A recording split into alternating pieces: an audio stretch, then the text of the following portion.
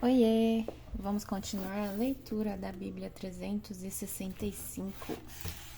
Hoje, dia 27 de fevereiro, dia 58 de 365. Vamos continuar no livro do Antigo Testamento, em Levítico, capítulo 20, versículo 22 até o capítulo 22, versículo 16. Guardem todos os meus decretos e todos os meus estatutos, pondo-os em prática. Do contrário, a terra para onde eu estou levando para ser seu novo lar os vomitará. Não vivam de acordo com os costumes do povo que expulsarei de diante de vocês. Eu os detesto porque praticam essas coisas vergonhosas. A vocês, porém, prometi, pois serão a terra deles, pois a darei a vocês como sua propriedade, uma terra que produz leite e mel como fartura. Eu sou o Senhor seu Deus, que os separou de todos os outros povos. Portanto, façam distinção entre animais puros e impuros, e entre aves puras e impuras. Não se contaminem com nenhum animal, ave ou criatura que rasteja pelo chão. Eu determinei o que é impuro para vocês. Sejam santos, pois eu, o Senhor, sou santo. Separei os de todos os outros povos para serem meus. Os homens e mulheres entre vocês que forem médiuns ou que consultam espíritos dos mortos serão apedrejados até morrer. Decretaram a própria morte. O Senhor disse a Moisés: dê as seguintes instruções aos sacerdotes, os filhos de Arão. Nenhum sacerdote deverá se tornar cerimonialmente impuro por causa da morte de alguém do povo. As únicas exceções são os seus parentes mais próximos, mãe ou pai, filho ou filha, irmão ou irmã, virgem que depende dele uma vez que não tem marido. Nesse caso, poderá contaminar-se. O sacerdote não deverá contaminar-se e tornar-se cerimonialmente impuro por causa de algum parente de sua esposa.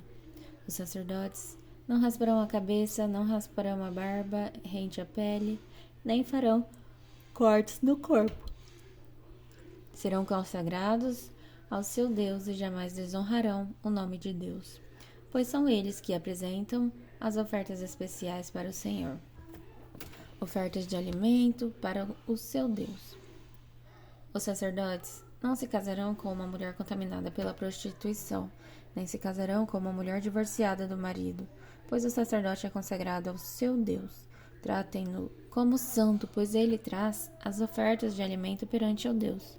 Considerem-no santo, pois eu, o Senhor, sou santo e santifico vocês. Se a filha de um sacerdote se tornar prostituta e desse modo se contaminar, também contamina a santidade de seu pai e deverá morrer queimada. O sumo sacerdote ocupa a posição mais elevada entre todos os sacerdotes. O óleo da unção foi derramado sobre sua cabeça e ele foi consagrado para vestir as roupas sacerdotais. Nunca deixará o cabelo despenteado, nem rasgará suas roupas em sinal de luto. Não se contaminará por aproximar-se de um cadáver. Não se tornará cerimonialmente impuro, nem mesmo por causa de seu pai ou sua mãe. Não deixará o santuário, nem contaminará o santuário de seu Deus, pois foi consagrado pelo óleo da unção de Deus. Eu sou o Senhor. O sumo sacerdote somente se casará com uma virgem, não se casará com uma viúva, nem com uma mulher divorciada, nem com uma mulher contaminada pela prostituição. Sua esposa deverá ser uma virgem do seu próprio clã, para que ele não desonre seus descendentes entre o povo, pois eu sou o Senhor, que o santifico. Então o Senhor disse a Moisés: dê as seguintes instruções a Arão. Nas gerações futuras, nenhum de seus descendentes, portador de algum defeito físico, estará qualificado para trazer oferta de alimento ao Deus. Nenhum homem que tenha algum defeito estará qualificado, seja ele cego, aleijado, mutilado ou deformado, ou tenha o pé ou braço quebrado, ou seja corcunda ou anão, ou tenha um olho defeituoso, ou feridas na pele, ou sarna, ou testículos defeituosos. Nenhum descendente de Arão que tenha algum defeito se aproximará do altar para apresentar ofertas especiais ao Senhor. Uma vez que tem defeito, não poderá se aproximar do altar para trazer ofertas de alimento a seu Deus. No entanto, poderá comer do alimento oferecido a Deus, das ofertas santas e das ofertas santíssimas, mas por causa de seu defeito físico não passará diante da cortina interna, nem se aproximará do altar, pois contaminaria meus lugares santos. Eu sou o Senhor que santifico esses lugares. Moisés deu essas instruções a Arão e a seus filhos e a todos os israelitas. O Senhor disse a Moisés: diga a Arão e a seus filhos que tenham muito respeito pelas ofertas sagradas, que os israelitas consagraram a mim, a fim de não desonrarem meu santo nome. Eu sou o Senhor. Dê a eles as seguintes instruções: nas gerações futuras, se algum de seus descendentes estiver cerimonialmente impuro ao se aproximar das ofertas sagradas que os israelitas consagrarem ao Senhor, ele será eliminado da minha presença. Eu sou o Senhor. Se algum dos descendentes de Arão tiver lepra ou qualquer tipo de fluxo que o torne cerimonialmente impuro, não comerá das ofertas sagradas enquanto não for declarado puro. Também se tornará impuro se tocar num cadáver, expelir sêmen, tocar num animal que rasteja pelo chão e seja impuro, ou tocar em alguém que, por qualquer motivo, esteja cerimonialmente impuro. Quem se contaminar de alguma destas formas ficará impuro até o entardecer. Não comerá das ofertas sagradas enquanto não tiver se banhado com água. Depois do pôr do sol, estará cerimonialmente puro outra vez e poderá comer das ofertas sagradas, pois são seu alimento. Não comerá um animal que morreu de forma natural ou que foi despedaçado por animais selvagens, pois se contaminaria. Eu sou o Senhor. Os sacerdotes obedecerão fielmente às minhas ordens, do contrário serão culpados de pecado e morrerão, pois menosprezaram o que lhes ordenei. Eu sou o Senhor que os santifica. Ninguém de fora da família do sacerdote comerá das ofertas sagradas, nem mesmo os hóspedes e empregados da casa do sacerdote poderão comê-las. Mas se o sacerdote comprar um escravo, esse escravo poderá comer das ofertas sagradas. E se o escravo tiver filhos, eles também poderão comer de seu alimento. Se a filha do sacerdote se casar com alguém de fora da família sacerdotal, não poderá mais comer das ofertas sagradas. Se, contudo, ficar viúva ou divorciar-se sem ter filhos para sustentá-la e voltar a morar na casa do pai, como quando era jovem, poderá comer novamente do alimento do pai. Com exceção desses casos, ninguém de fora da família do sacerdote comerá das ofertas sagradas. Se alguém não autorizado comer as ofertas sagradas por engano, pagará ao sacerdote aquilo que comeu, mais 1/5 do valor. Os sacerdotes não contaminarão as ofertas sagradas apresentadas pelos israelitas ao Senhor, permitindo que sejam consumidas por pessoas não autorizadas. Elas se tornariam culpadas e teriam de fazer reparação.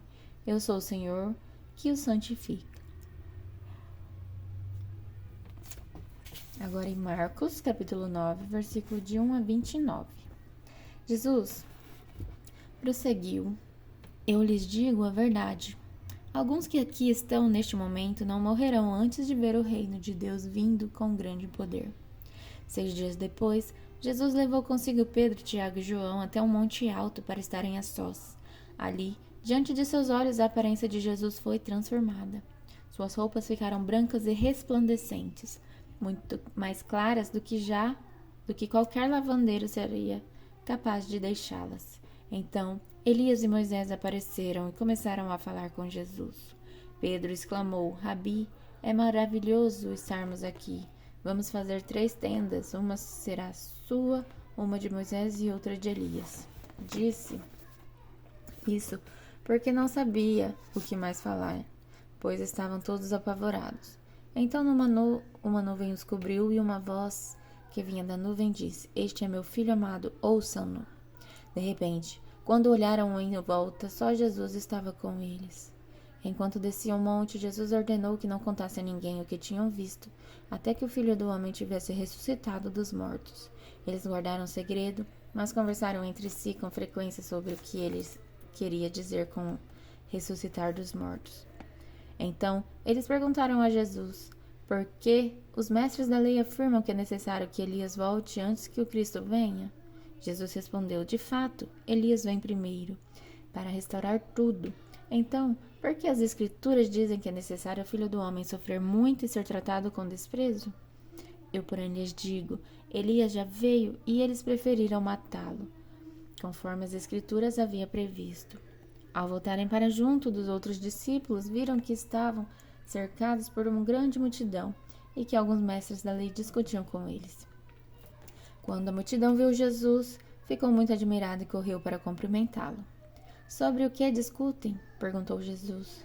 Um dos homens da multidão respondeu: Mestre, eu lhe trouxe meu filho, que está possuído por um espírito impuro, que não o deixa falar. Sempre que o espírito se apodera dele, joga-o no chão e ele espuma pela boca, range os dentes e fica rígido. Pedi a seus discípulos que expulsassem o espírito impuro, mas eles não conseguiram. Jesus lhes disse: geração incrédula, até quando estarei com vocês? Até quando terei de suportá-los? Tragam um menino para cá. Então o trouxeram. Quando o espírito impuro viu Jesus, causou uma convulsão intensa no menino, e ele caiu no chão, contorcendo-se e espumando pela boca. Jesus perguntou ao pai do menino: há quanto tempo isso acontece com ele? Desde que ele era pequeno, respondeu o pai. Muitas vezes o espírito o lança no fogo ou na água e tenta matá-lo. Tenha misericórdia de nós e ajude-nos se puder. Se puder? Perguntou Jesus. Tudo é possível para aquele que crê. No mesmo instante, o pai respondeu: eu creio, mas ajude-me a superar minha incredulidade. Quando Jesus viu que a multidão aumentava, repreendeu o espírito impuro, dizendo: espírito que impede este menino de ouvir e falar, ordena que saia e nunca mais entre nele. O espírito gritou, causou outra convulsão intensa no menino e saiu dele. O menino parecia morto. Um murmúrio correu pela multidão. Ele morreu, mas Jesus o tomou pela mão e o ajudou a se levantar, e ele ficou em pé. Depois, quando Jesus estava em casa com seus discípulos, eles perguntaram: por que não conseguimos expulsar aquele espírito impuro? Jesus respondeu: essa espécie só sai com oração. Agora em Salmos, capítulo 43, versículo de 1 a 5.